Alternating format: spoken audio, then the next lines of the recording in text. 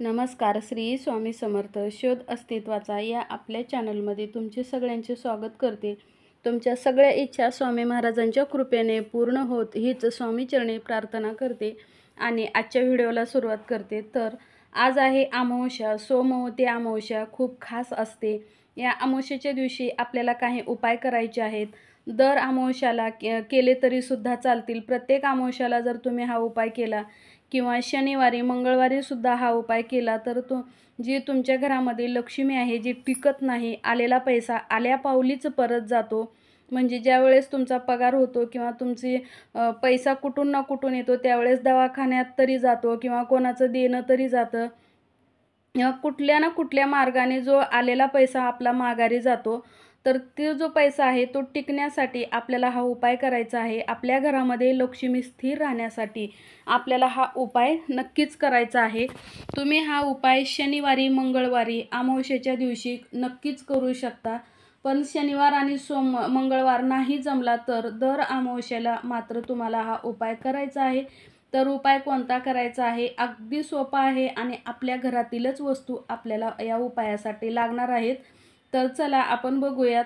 तर आज सोमवती अमावस्या. अमावस्येच्या दिवशी सकाळी आपल्याला आपल्या दारामध्ये रांगोळी काढून हळदीचं लेपन द्यायचं आहे उंबऱ्याला. हळदीचं लेपन दिल्यानंतर आपल्याला रांगोळी काढायची आहे आणि आपल्या दारामध्ये एक दिवा लावायचा आहे.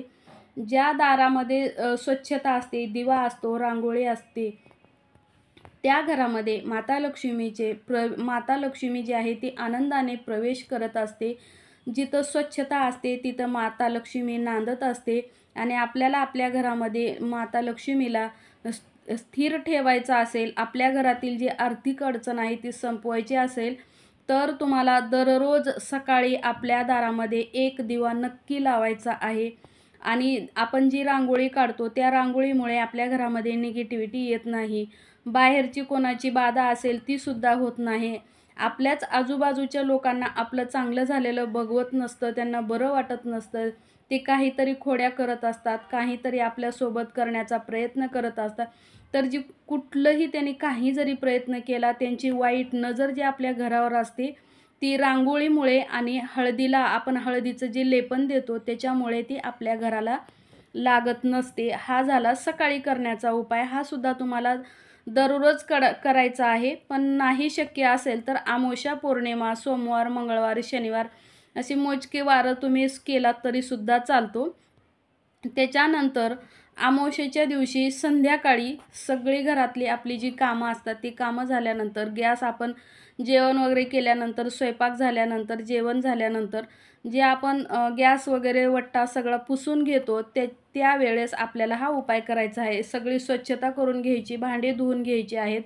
जो किचन आहे तो एकदम चकाचक करून घ्यायचा आहे आणि त्याच्यानंतर तुम्हाला एक पंती घ्यायची आहे, मातीची पंती. त्याच्यामध्ये थोडीशी दालचिनीची पावडर टाकायची आहे. दालचिनीची पावडर ही माता लक्ष्मीला आकर्षित करण्याचं काम करत असते.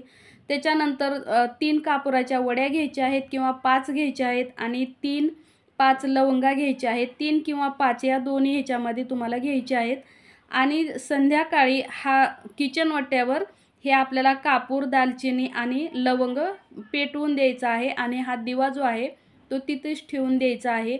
यामुळे आपल्या घरामधील जी दरिद्रता आहे ती निघून जाते. आपल्या घरामध्ये सुख, समाधान, शांती लाभते. श्री स्वामी समर्थ.